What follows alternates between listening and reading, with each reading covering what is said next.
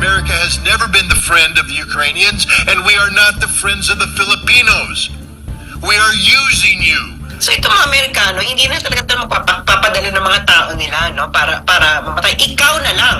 Tayo na lang ng mga nanonood ang magpapakategi para sa kanilang interest, which is happening actually in Ukraine. At kung hindi alam ito ng mga Pilipino, itong si Senator Mitt Romney, I hope that you guys know Senator Mitt Romney, recently released a report. Ang sabi ng Bank of America, pag nagpatuloy itong escalation ng diplomatic conflict between the Philippines and China, it could lead to severe economic damage to the Philippines. Muli magandang gabi po sa ating lahat at Marvilando po kasama si MJ Mondiar. May gabi partner sa ating po mga kababayan, patuloy po nakatutok sa lahat po ng ating public service programs at a Friday night. Maraming salamat po sa SMNA News Management sa pagkakataon po ngayong gabing ito. Samantala, makakasama natin ngayon mga kababayan ay isa pong international relations scholar. Pag-usapan po natin muli ang mga dynamics natin kaugnay sa pinag-aagawang teritoryo sa South China Sea at mukhang na real talk tayo ng isang Amerikano partner na isang dating intel officer kaugnay po sa relasyon ng China at ng US. Ang sadya talaga ng Amerika sa ating bansa, gaya ng sadya nila sa Ukraine. Ang tunay na sadya, partner. Ayan, makakasama natin ang International Relations Scholars. Walang iba kundi si Sas Rogando Sason. Sas, magandang gabi. Magandang gabi, Admar. Maayong gabi, Admar at MJ. Formalin ka ngayon, ha? Formalin. Ha? Formalin ka ngayon. Mga datingan mo, ha? Alam mo, Admar, bigyan mo ako ng link nito. Kanina pa kita yung binibigyan ng request eh. Link ng ng ating YouTube. Akala ko yung Zoom link yung hinihingi mo. Okay. Ano ba, i-air ba natin yung video? I-air natin yun. Oo, wala pa yata eh. Naready na ba? Okay na. Eto, i-play muna natin bago magbigay ng si partner sa panoorin muna natin ang video po. Naganap ito June 12 sa isang sa ito eh. Sa US press ang tawag doon? Press corps. Ano ba 'yan? Parang NPC dito. Tingnan natin, panoorin muna natin ito mga kapartner. Just so you know, I have a little bit of background in the Philippines. In 1986, I was deployed there as a platoon commander to reinforce the Subic garrison after the fall of the Marcos regime. There was concern about the New People's Army, so I have a warm spot in my heart for the Philippines. Let's build upon what Colonel Wilkerson had said earlier. The United States is incapable of fighting a sustained conflict against a peer-level force. The United States cannot fight and engage China and win. We will not beat the Chinese. We cannot beat the Chinese, and we know this, and yet we're using the Philippines to create the conditions of potential conflict with the Chinese. Please understand that for the Filipino people, this is a recipe for disaster. You think America is your friend. So too did the Ukrainian people, and they are dying by the hundreds of thousands. Friends don't let friends die in those quantities. The Ukrainians have been displaced by the tens of millions. Friends don't let friends have their cities destroyed in this manner. Friends don't let friends have families separated, have mothers and children destined to a life of refugee status in perpetual poverty. That's not how friends behave. America has never been the friend of the Ukrainians, and we are not the friends of the Filipinos. We don't like you. If we did like you, we wouldn't be doing this to you. We are using you. You are a tool, nothing but a tool. And when the tool ceases to be useful, we will discard you. And discard you means usually after a war that devastates you. We are using you to gain some sort of momentary leverage over the Chinese. We will fail. The Chinese will win, and you will be destroyed. End of story. It's high time the Filipino people pressure their government to start sitting down and engaging the Chinese government responsibly. China is not your enemy. China is your neighbor. China is your friend. China doesn't want war. And if you would engage China in diplomacy And as we've all indicated here, America has long since lost the skill set necessary to carry out diplomacy, but the Filipinos and the Philippine people can reignite this, to relearn it, to use this skill to prevent a war. But if you continue to behave as colonial subjects, and I know that's a sore subject in the Filipinos, because you were the colonial subjects of America. We still view you as our colonial subjects. We don't like you, we don't care about you, we just want to use you. Grow up. Grow up and act responsibly. Take control of your own future. America is not here to help you. America is here only to use you until there's nothing left, and then we will discard you on the trash heap of history.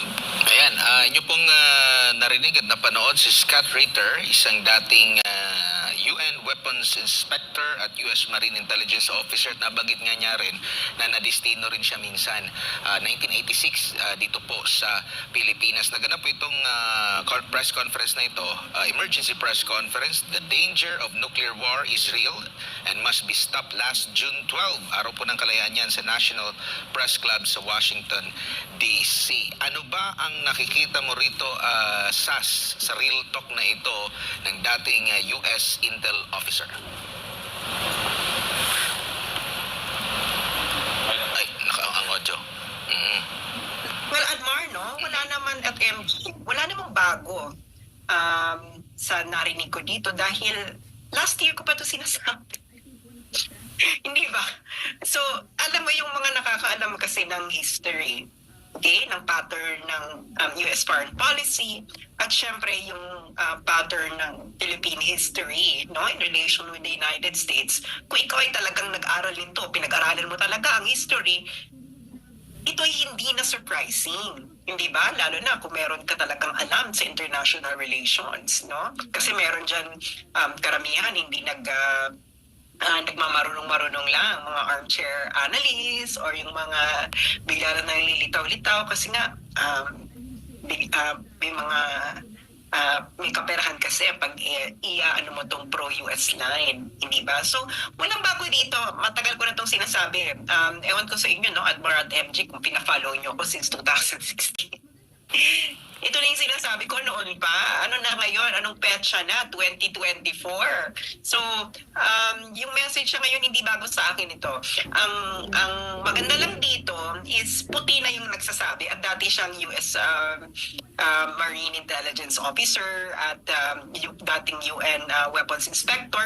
Meron pa dyan, isa dapat sinama niyo yung isa yung dating senator at dating nag-work sa Pentagon. Di ba? Meron din siya magandang sinabi. Dapat sinama nyo rin yon. So, sila na yung nagsasabi na ni-real talk ang mga Pilipino na ganito ang mangyayari sa inyo katulad ng nangyari sa Ukraine. And napapanahon kasi kabibisita ng Zelensky sa Pilipinas. So, maganda tong sinasabi nila ngayon at na-real talk ng bonggang-bongga mga Pilipino. So, ang maganda ditong sinabi ni Mr. Ritter ay yung go back to diplomacy, relearn, no? Anong ibig sabihin ng relearn? Pag-aralan nyo uli ang diplomasya dahil hindi nyo ito matututunan sa Amerika dahil sinabi niya na ang Amerika long lost has a long lost skill ng diplomacy, which is very true. You know, tingnan mo tong Ukraine and Russia. You know what? Ang bansang Amerika, no, it has the most power resources in the world. It has, I think, one of the best highly skilled diplomats in the world. No? Lahat na. Pero bakit hindi nila ito na nakayanan ng kanilang mga diplomats ang ayusin ito at hindi na uwi sa gulo? Hindi ba? Nandiyan ang iyong resources, hindi mo ginamit ng tama. Yun lang ang ibig sabihin nun. Kasi walang dahilan ang Estados Unidos para hindi ma-resolve ang maraming conflict through diplomacy. Hindi ba? Ngayon, dito sa ating rehiyon, narinig ninyo ba ang bansang Amerika na ayusin, na maging tulay bilang sa pagitan ng bansang China at ng Pilipinas para ang ating conflict dyan sa South China Sea ay magkaroon ng magandang compromise. Narinig niyo ba? Ginawa ba nila yan? Hindi. Kasi walang pera sa sa diplomacy, no? Wala diyan ang pera ng Amerika. Ang pera ng Amerika ay sa digmaan. Hindi ba? Yung mga nakikinig dito, tingnan ninyo kung ano ang nangyari sa stocks ng mga defense companies sa United States na magsimula yung Russia-Ukraine war, pati yung Israel and Palestine war. Tumataas ang stocks nila. Yan ang kanilang kinikita. At malaki ang impluensya ng defense industry ng bansang Amerika sa kanilang mga politiko dahil yan ang number 1 campaign funder nila. No, malaki binibigay niya, tapos ang karamihan dyan ay pinapangakuan ng magandang posisyon sa defense industry pagkatapos ng kanilang term bilang congressman or senator, or even pagkatapos nilang mag-retire bilang mga general or whatever. So, ganyan ang nangyayari dito. Okay? So, kung titingnan mo yung sinabi ni Mr. Ritter, pasok na pasok at tusok na tusok ito. Hindi ba? Wala na siyang kaabog-abog. Wala na siyang pagtatago. Sinabi na niya kung ano ang mangyayari. Ngayon, dahil ayaw naman makinig ng mga Pilipino sa mga katulad namin, baka naman dito pag puti na yung nagsabi at dating US Marine Intelligence Officer, tapos yung isa dyan, yung dating senator nga, Republican senator, at dati rin siyang he's a retired colonel, ay siguro baka magising-gising na ang ating mga Pilipino at yugyugin nila ang gobyerno para bumalik sa diplomasya. Ngayon, kung hindi nila kaya, at hindi nila kaya ang makipag-negotiate sa China, palitan nila yung mga diplomats na nakakaalam kung paano makipag-negotiate sa China. Hindi ba? Kasi, ang isang bagay, pag ito ay nanguhuli sa brasuhan, ibig sabihin, your diplomats failed. That's as simple as that. Now, kung yung diplomats mo ay nag-fail, hindi mo dapat ito daanin. I-escalate into brasuhan or mag-hire or pagsalitain mo itong mga katulad ng ating kaibigang spokesperson ng Philippine Coast Guard na walang ibang ginawa kundi magbunga-bunga nga. Wala naman siyang alam sa international law at international diplomacy. I know his CV. He doesn't know anything about those things. Hindi ba? So dapat, kung sa tingin mo nag-fail yung diplomasya ng Pilipinas, hindi nag-work at na-escalate ito sa gulo, ang papalitan mo yung mga diplomats. You hire a more skillful and committed diplomats who will actually have a creative mind and intelligent demeanor and actually competent, okay, in international relations dynamics, okay, para magkaroon ng mas maayos. Ngayon, kung ayaw mo ng diplomasya, makikita yan sa iyong action.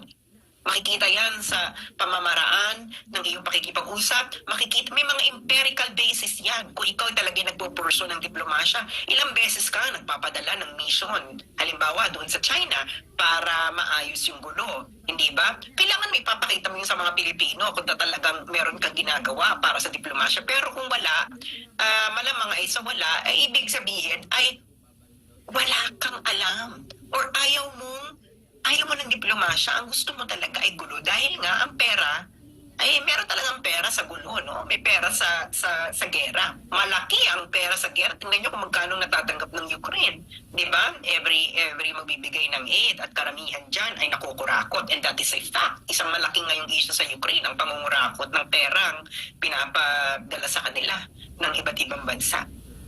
Opo. Sas, wala ba ang ating pamahalaan ay walang ganitong mga pwedeng makapagbigay? Kasi nga, nababanggit nga natin, lagi na natin natatalakay din dito, laman po ng inyong post, yung ganitong mga narratives. Ito ng mga matagal na natin naririnig ito, yet hindi pinapatulan ng, sa mainstream media. Wala bang nasa government na ikaw personally na alam mo na pwedeng magbigay ng information na ito para at least mabalanse at sino ba ang dapat na merong ganito, parang sino ba ang magbibigay nito sa ating Defense Department, sa ating Pangulo? Wala bang ganito para mabalanse lahat ng kanyang paggagawa ng foreign policy? Well, tinanggal lang nga na nila lahat, diba, ng mga taong pwede sana magkaroon ng pagbabalanse sa kanilang napaka-war freak na dahilan at napaka-unsophisticated na diplomatic moves, hindi ba? Tinatanggalan nila, akala nila sila na mga magagaling. pag tinignan mo naman ang mga sige na to, wala naman silang alam sa international relations kasi kung mali-mali pa ang pinagsasabi ng mga tungkol sa mga terms, hindi ba? Hindi nila alam ang kanilang mga pinagsasabi. And that is a fact. At halata rin na hindi nga rin nila nabasa ang 501 pages ng South China Sea arbitration decision. Dahil karamihan ng kanilang mga pinagsasabi nila ay wala naman dun sa decision.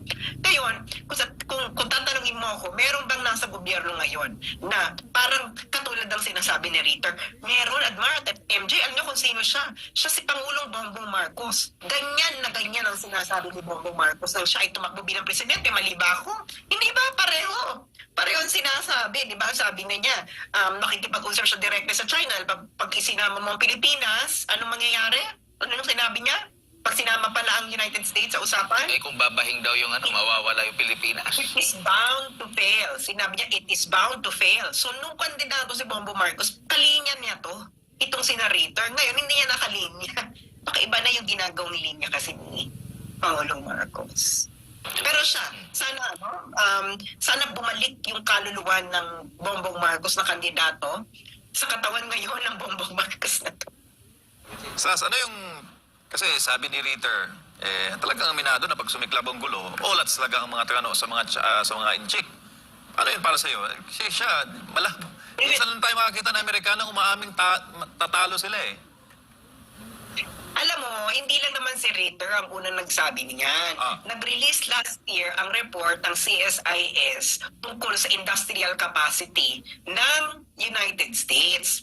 Ito ay this is a public document. Hindi naman kasi ito nire-report ng media, no? Nakakalat dyan. Doon na nakalagay sa document na yun ng CSIS. Tanong nyo dyan sa researcher nyo ngayon, no? CSIS Industrial Capacity ng United States. Ang title nun is parang the US is not prepared to go to war with China. Parang ganyan. Binigyan na lang ng inventory. No, kung ilan yung kanilang ammunition, kung ilan yung kanilang kung iba't ibang military material, they're really not prepared and they will never be prepared, no? Kasi nga yung kanilang weapons product, yung kanilang ngayong inventory is napupunta na lahat sa Ukraine. So the Ukraine war is bleeding them, and of course the Israeli-Palestine war is bleeding them. And ang United States kasi meron itong peacetime limit ng production ng weapons. Ngayon, kailangan nilang gawin para makapag-produce sila ng mga bagong weapons, yung mga luma nila, kailangan nila ipagbili ito sa iba para ma-replenish yung stocks. Now, the US is not prepared. It will take them so many years in order to replenish their ammunitions and other military material. So given that, malabo at lalong-lalo na ang layo-layo ng Estados Unidos sa Pilipinas, yung mga military sa akin nakikinig. How you know that in any war effort there must be a good supply line, no? Tingnan mo nga kung gaano kalayo yung Amerika, gaano kalayo yung mga base nila dito and everything. Wala talaga, hindi sila mananalo. And you know what? Ang United States, hindi na sila ngayon nagpapadala ng mga tao para ng mga tao nila para mategi or mamatay para sa laban ng ibang bansa. Halimbawa, dito sa laban ng Ukraine at Russia, ilang match ng Amerikano. Hindi ba? Hindi ba sabi nila, kailangan, importante ang Ukraine sa demokrasya. Ilan ng Amerikano lumalaban dyan ngayon sa Ukraine? Ilan sa 500,000 casualties na yun ng Amerikano? Dito rin sa Israel and Palestine, it's the same thing. In the Philippines, it is the same thing. It will always be the same thing kasi ang bansang Amerika, alam mo, meron na tong trauma sa conscription o yung pagpapadala ng mga tao nila. It was their lesson from the Vietnam War, no? And now this year, ilan ang kanilang mga nag-fail na military operations, 'di ba? Or war. Itong Afghanistan, can you imagine? Napataob nila ang Taliban ng 2004, 2003. And then pagkatapos nilang gumastos ng about several trillions, okay, in 12 years, nakabalik yung Taliban. So itong mga Amerikano, hindi na talaga magpapadala ng mga tao nila, no, para mamatay. Ikaw na lang. Tayo na lang ng mga nanonood ang magpapakategi para sa kanilang interes, which is happening actually in Ukraine. At kung hindi alam ito ng mga Pilipino, itong si Senator Mitt Romney, I hope that you guys know Senator Mitt Romney. Dati itong tumakbong presidente, I believe Mitt Romney ran against kailan ba tumakbo laban si Mitt Romney? I think he ran against Obama ng second term ni Obama, no? Or first term ni Obama.